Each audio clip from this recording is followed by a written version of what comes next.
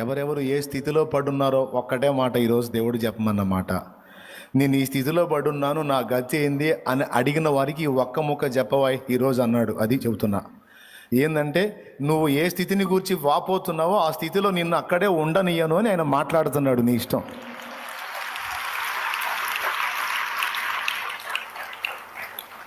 దుర్వ్యసనాల్లో చిక్కుబడిపోయి బురదలో పందికి నాకు తేడా లేని బతుకుతున్నాను ఎంతకాలం అంటే దేవుడు అంటున్నాడు, నిన్ను ఆ స్థితిలో ఉండనియను. నువ్వు నా వైపు చూస్తున్నావుగా.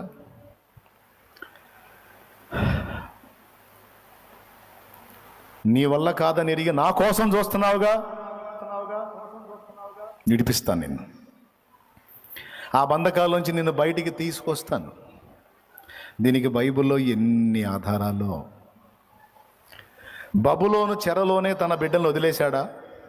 అక్కడే ఉండనిచ్చాడా? తెచ్చాడుగా. ఐగుప్తు చెరలోనే ఉండనిచ్చాడా? తెచ్చాడుగా. జైల్లోనే యోసేపును మ్రగ్గనిచ్చాడా? తెచ్చాడుగా. చెప్పు, ఎవరి గురించి చెబుతావు? ఎక్కడో అక్కడే వదిలేశాడా? ఒక కొలికి తెచ్చాడా? చెప్పండి. నిన్ను దేడు మరి. నువ్వు ఈరోజు అనుభవిస్తూ ఆక్రోశిస్తున్న పరిస్థితుల్లోనే నిన్ను ఉండనిస్తాడా?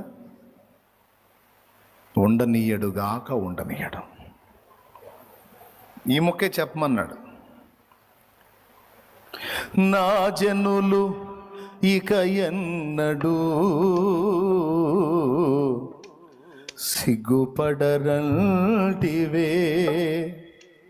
లేమిలో, దరిద్రతలో, అప్పుల్లో పీకల దాకా మునిగొన్నాను. ఇంతేనా?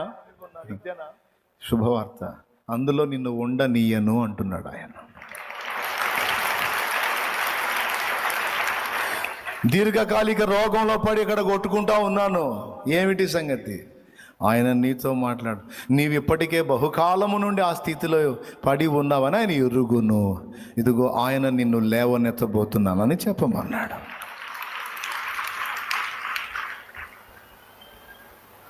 ఇప్పుడు నువ్వు ఏ స్థితిని చెబుతావో చెప్పు. నువ్వు దేన్ని ఎక్కడ ఇరుక్కుపోయి అల్లాడిపోతున్నావో చెప్పు.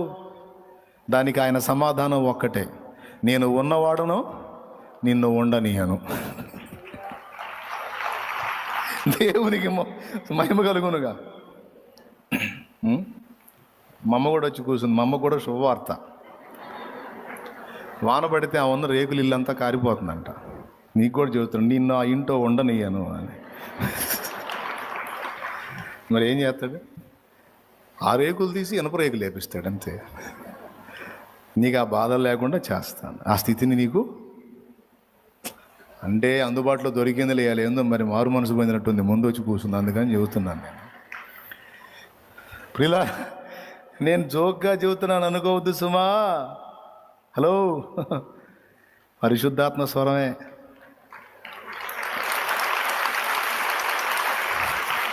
వెదుకుతూ ఉన్నావా విడుదల దారే కనరాక? పొందే ఈ శ్రమలు నీతో ఉండవు కడదాకా. వెదుకుతూ ఉన్నావా విడుదల దారే కనరాక? పొందే ఈ శ్రమలు నీతో ఉండవు కడదాకా. అదిగో ప్రియునికేకా నీకై యేసురాక. అదిగో ప్రియునికేకా నీకై. హల్లెలూయా. తన కళ్ళ ముందు ఎంతోమంది వెళ్ళి బాగుపడి వెళ్ళిపోతూ ఉంటే, కోనేట్లో పడి బాగుపడి వెళ్ళిపోతూ ఉంటే, తనను తీసుకెళ్ళి అందులో వేసేవాళ్ళు లేక, పట్టించుకునేవాళ్ళు లేక, ఎన్ని ఏడ్చుకున్నాడో, ఎన్ని రోజులు ఏడ్చుకున్నాడు. ఆ కన్నీళ్ళను ఆయన చూసి తానే దిగొచ్చాడు.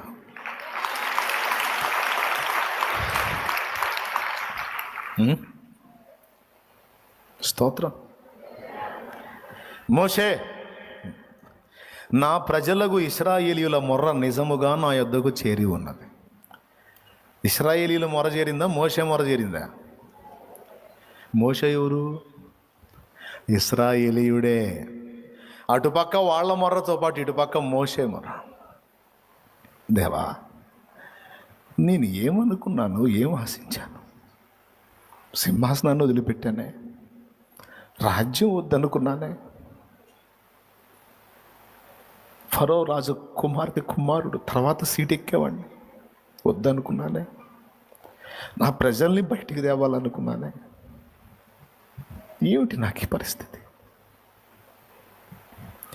ఎంతకాలం నాకు ఈ బాధ? ఇంత కృప పొంది ఇన్ని త్యాగాలు చేసి గొర్రెలు కాసుకోవటానికా?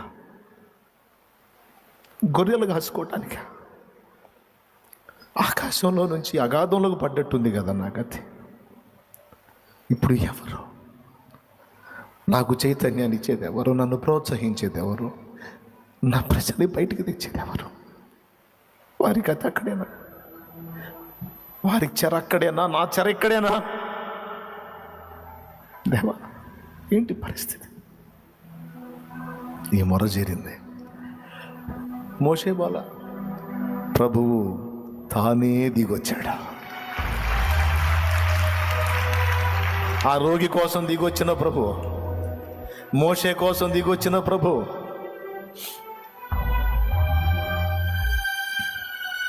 బర్తిలోమయి కోసం నడిచొచ్చిన ప్రభు, రక్తస్రావం గల స్త్రీ జబ్బుతో ఉన్న ఆమె దగ్గరికి అందుబాటులోకి వచ్చిన నా యేసయ్య నిన్ను దాటిపోతాడా?